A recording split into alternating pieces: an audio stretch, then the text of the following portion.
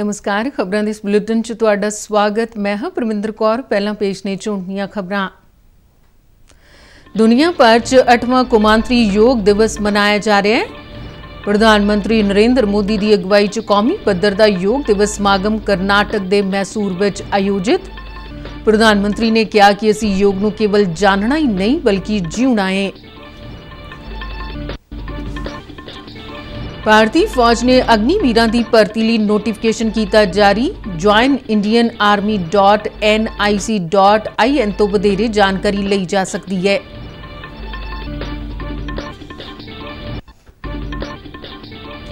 केंद्रीय सूचना ते प्रसारण मंत्री अनुराग सिंह ठाकुर ने अग्निपथ योजना नूं नौजवानों लई लाहेवंद दस्सिया।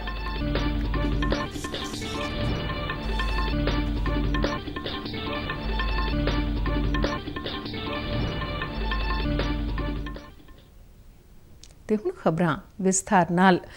दुनिया भर च 8वां कौमांतरी योग दिवस अज मनाया जा रहा है। इस बार योग दिवस आज़ादी का अमृत महोत्सव वरे च हो रहा है। इस संबंध में देश दीयां 75 प्रमुख थावां ते योग दिवस समागम आयोजित किए जा रहे हैं। प्रधानमंत्री नरेंद्र मोदी की अगवाई च कौमी पद्धर दा योग दिवस समागम करनाटक के मैसूर विच आयोजित किया गया, जिस विच 15,000 तो वध लोगों ने हिस्सा लिया। इस समागम नूं संबोधन करदे प्रधानमंत्री नरेंद्र मोदी ने कहा कि योग किसी व्यक्ति लई नहीं बल्कि समुची मानवता लई है। उन्होंने कहा कि योग सबनूं शांति ते सकून दिंदा है। उन्होंने कहा कि असीं योग नूं केवल जानना ही नहीं बल्कि जीउणा है।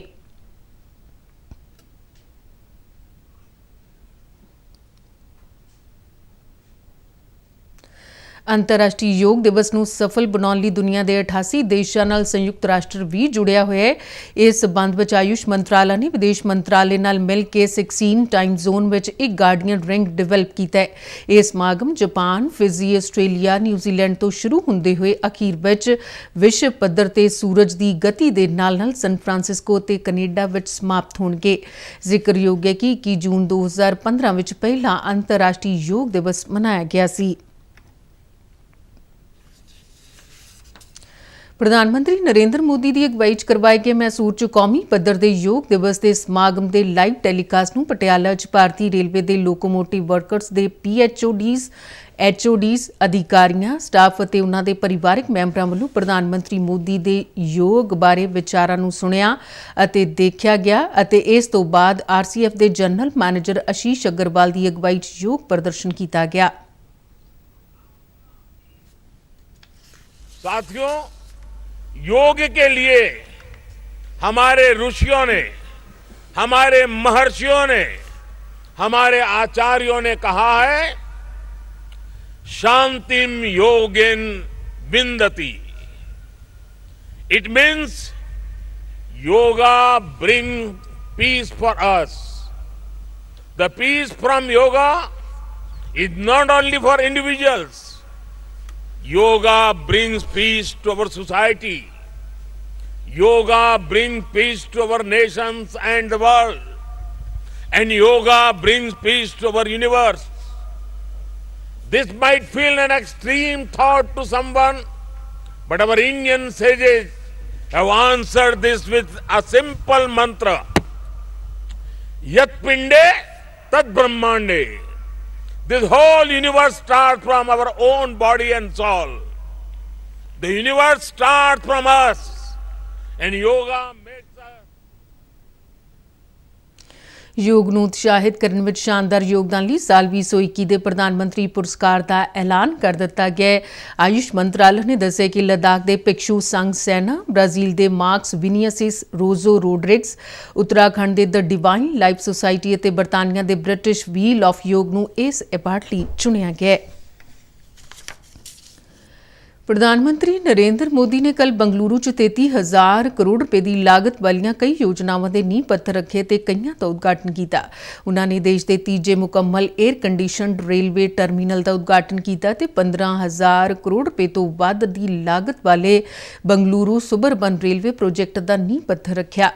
5 राजमार्ग ते 7 रेलवे प्रोजेक्ट भी प्रधानमंत्री ने लॉन्च किए।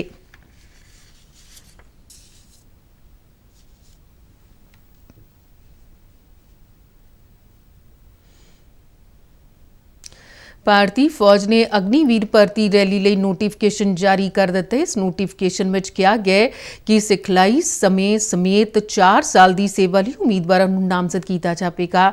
ਇਸ ਤਹਿਤ ਉਮੀਦਵਾਰਾਂ ਨੂੰ ਆਨਲਾਈਨ ਰਜਿਸਟ੍ਰੇਸ਼ਨ ਕਰਨਾ ਲਾਜ਼ਮੀ ਹੈ। ਇਸ ਮਗਰੋਂ ਭਾਰਤੀ ਸੈਨਾ ਦੀ ਅਫੀਸ਼ੀਅਲ ਵੈਬਸਾਈਟ joinindianarmy.nic.in ਤੇ ਵਿਜ਼ਿਟ ਕਰਨਾ ਹੋਵੇਗਾ। ਅਗਨੀਵੀਰ ਫੌਜੀ ਐਕਟ 1950 ਦੇ ਤਹਿਤ ਹੋਣਗੇ। ਇਹਨਾਂ ਉਮੀਦਵਾਰਾਂ ਦੀ ਭਰਤੀ 4 ਵਰ੍ਹਿਆਂ ਲਈ ਕੀਤੀ ਜਾਵੇਗੀ। ਇਸ ਨਾਲ ਹਰ ਸਾਲ ਇਹਨਾਂ ਨੂੰ 30 ਦਿਨਾਂ ਦੀ ਛੁੱਟੀ ਵੀ ਮਿਲੇਗੀ। ਆਪਣੀ ਸੇਵਾ ਦੇ ਪਹਿਲੇ ਸਾਲ ਵਿੱਚ 30,000 ਰੁਪਏ, ਦੂਜੇ ਸਾਲ ਵਿੱਚ 33,000 ਰੁਪਏ, ਤੀਜੇ ਸਾਲ ਵਿੱਚ 36,500 ਰੁਪਏ ਤੇ ਆਖਰੀ ਸਾਲ ਯਾਨੀ ਚੌਥੇ ਵਰ੍ਹੇ 40,000 ਰੁਪਏ ਮਹੀਨਾ ਤਨਖਾਹ ਤੇ ਭੱਤੇ ਦਿੱਤੇ ਜਾਣਗੇ। ਕੇਂਦਰੀ ਸੂਚਨਾ ਤੇ ਪ੍ਰਸਾਰਣ ਮੰਤਰੀ ਅਨੁਰਾਗ ਸਿੰਘ ਠਾਕੁਰ ਨੇ ਅਗਨੀਪਥ ਯੋਜਨਾ ਦਾ ਸਵਾਗਤ ਕਰਦਿਆਂ ਇਸ ਨੂੰ ਨੌਜਵਾਨਾਂ ਲਈ ਲਾਹੇਵੰਦ ਦੱਸਿਆ।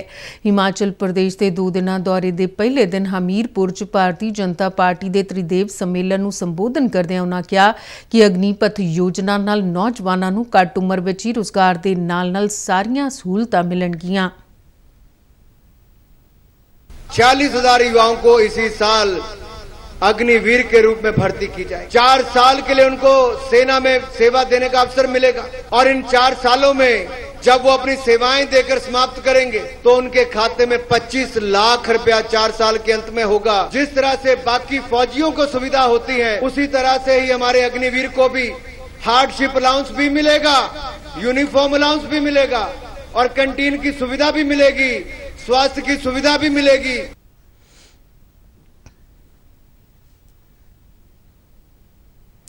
ਵਿਸ਼ਵ 'ਚ ਕੋਰੋਨਾ ਪ੍ਰਬੰਧਨ ਦਾ ਜ਼ਿਕਰ ਕਰਦਿਆਂ ਅਨੁਰਾਗ ਸਿੰਘ ਠਾਕੁਰ ਨੇ ਕਿਹਾ ਕਿ ਪ੍ਰਧਾਨ ਮੰਤਰੀ ਨਰਿੰਦਰ ਮੋਦੀ ਦੀ ਅਗਵਾਈ 'ਚ ਭਾਰਤ ਨੇ ਆਤਮ ਨਿਰਭਰਤਾ ਨਾਲ ਕੋਰੋਨਾ ਦਾ ਟਾਕਰਾ ਕਰਨ 'ਚ ਸਫਲਤਾ ਹਾਸਲ ਕੀਤੀ ਹੈ।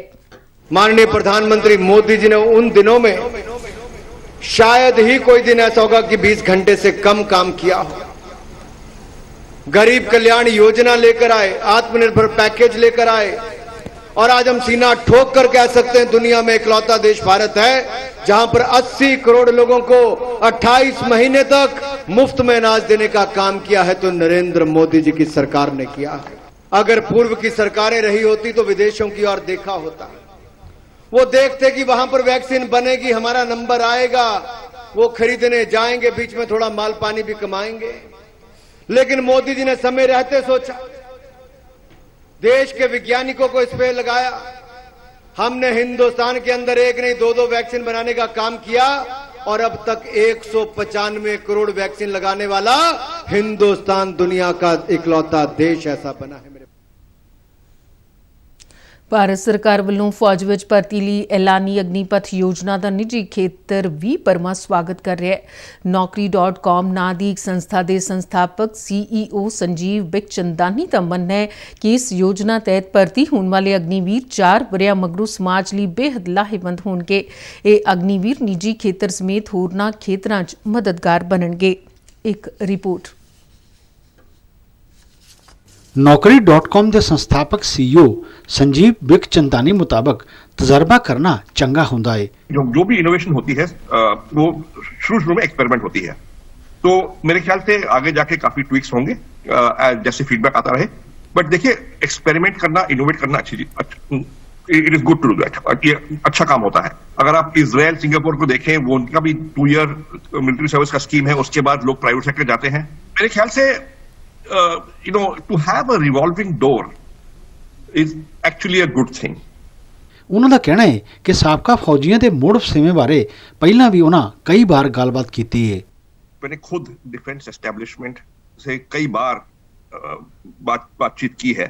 They have reached out to us कि भाई how do we improve, हम कैसे how do we improve the rehabilitation resettlement of ex-servicemen in civil society, private sector में। देखिए, अगर आपने 15, 20, 25 साल लगा लिए हैं आर्मी में या डिफेंस फोर्सेस में, तो आपकी सोच एक तरह की मोल्ड हो जाती है एंड आपका जो डोमेन एक्सपर्टीज होता है वो सेट हो जाता है। तो इसलिए ऑप्शंस काफी लिमिटेड होती हैं, बिकॉज लोग देखेंगे आपको सिक्योरिटी में, फैसिलिटीज मैनेजमेंट में, ट्रांसपोर्ट मैनेजमेंट में। अगर आपके पास कोई टेक्निकल स्किल है उसी एरिया में देखेंगे, राइट? तो it is harder after 20-25 years of service in the defense forces to actually get rehabilitated in the private sector. जब आप केवल 4 साल की हैं आपने, तो you are not set in those ways. You are actually have got the foundation of discipline, commitment, and focus, and a sense of service, which is a very good foundation. And उसके बाद आप कोई भी नौकरी कर सकते हो. So this may actually be better private sector में नौकरी करने के लिए. ਸੰਜੀਵ ਬਿਖਚੰਦਾਨੀ ਮੁਤਾਬਕ ਜ਼ਿਆਦਾਤਰ ਨੌਕਰੀਆਂ ਜਿਨ੍ਹਾਂ ਵਿੱਚ ਇਹ ਨੌਜਵਾਨ ਮਦਦਗਾਰ ਬਣ ਸਕਦੇ ਨੇ. बहुत सारे जॉब हैं जो जनरल हैं, जिसमें you are learning skills on the job. Sales हुआ, सर्विस हुआ, ऑपरेशंस हुआ, लॉजिस्टिक्स हुआ, all sorts of areas, very many jobs. And you know आजकल जो यूथ है, I think focus and discipline and commitment are very very important attributes. और उस foundation पे, उस नींव पे आप जो अपने एक्सपीरियंस और लेंगे, it will stand you in very good stead. ਉਹਨਾਂ ਦਾ ਕਹਿਣਾ ਹੈ ਕਿ 4 ਵਰ੍ਹੇ ਦੇ ਤਜਰਬੇ ਮਗਰੋਂ ਇਹ ਨੌਜਵਾਨ ਆਮ ਗ੍ਰੈਜੂਏਟ ਨਾਲੋਂ ਕਿਤੇ ਵੱਧ ਹੁਨਰਮੰਦ ਹੋਣਗੇ. देखिए, वो जब वो खत्म करेंगे उनकी उम्र 21 से 25 साल होगी. अब जो इंडिया में कॉलेज ग्रेजुएट होता है उसकी उम्र होती है 21 साल. तो यहाँ पे you have got somebody with 4 years experience 21 साल versus somebody with no experience 21 साल. तो on the job who is likely to be better? Definitely 4 साल के एक्सपीरियंस के बाद शायद प्लेन कॉलेज ग्रेजुएट से काबिलियत थोड़ी ज्यादा हो.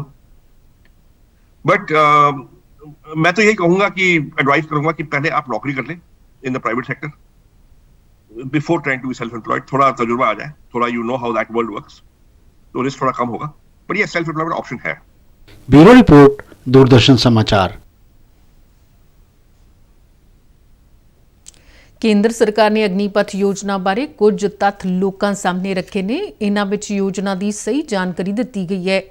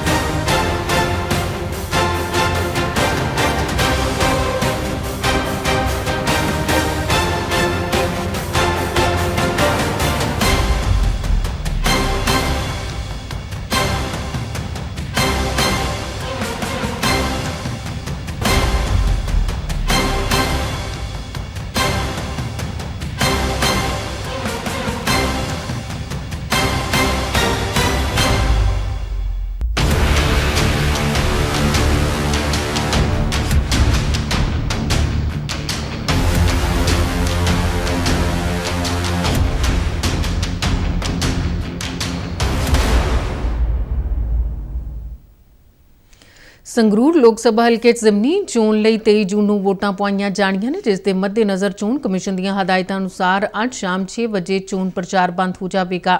ਜ਼ਿਲ੍ਹਾ ਚੋਣ ਅਫਸਰ ਜਤਿੰਦਰ ਜ਼ੋਰਵਾਲ ਨੇ ਦੱਸਿਆ ਕਿ ਸ਼ਾਮ 6 ਵਜੇ ਤੋਂ ਬਾਅਦ ਉਮੀਦਵਾਰ ਜਲਸੇ, ਰੈਲੀਆਂ, ਰੋਡ ਸ਼ੋਅ ਤੇ ਪਬਲਿਕ ਮੀਟਿੰਗਾਂ ਨਹੀਂ ਕਰ ਸਕਣਗੇ। ਉਹ ਕੇਵਲ ਘਰ ਘਰ ਜਾ ਕੇ ਪ੍ਰਚਾਰ ਕਰ ਸਕਦੇ ਨੇ। ਵੋਟਾਂ ਦੀ ਗਿਣਤੀ 26 ਜੂਨ ਨੂੰ ਹੋਵੇਗੀ। ਖਬਰਾਂ ਦੇ ਬੁਲੇਟਿਨ ਸਾਡੇ ਦਰਸ਼ਕ RNU-DDK ਜਲੰਧਰ ਦੇ YouTube ਚੈਨਲ, Facebook ਪੇਜ ਅਤੇ ਟਵਿੱਟਰ ਹੈਂਡਲ ਤੇ ਵੀ ਦੇਖ ਸਕਦੇ ਨੇ। ਤੇ ਇਸ ਦੇ ਨਾਲ ਹੀ ਖਬਰਾਂ ਦਾ ਬੁਲੇਟਿਨ ਖਤਮ ਹੋਇਆ। ਮੈਂ ਮਾਸਕ ਲਗਾ ਕੇ ਸਟੂਡੀਓ ਤੋਂ ਬਾਹਰ ਜਾ ਰਹੀ ਹਾਂ। ਬਾਹਰ ਜਾਣ ਵੇਲੇ ਤੁਸੀਂ ਵੀ ਮਾਸਕ ਲਗਾ ਕੇ ਜਾਓ। ਤੇ ਹੁਣ ਇਜਾਜ਼ਤ ਦਿਓ। ਨਮਸਕਾਰ।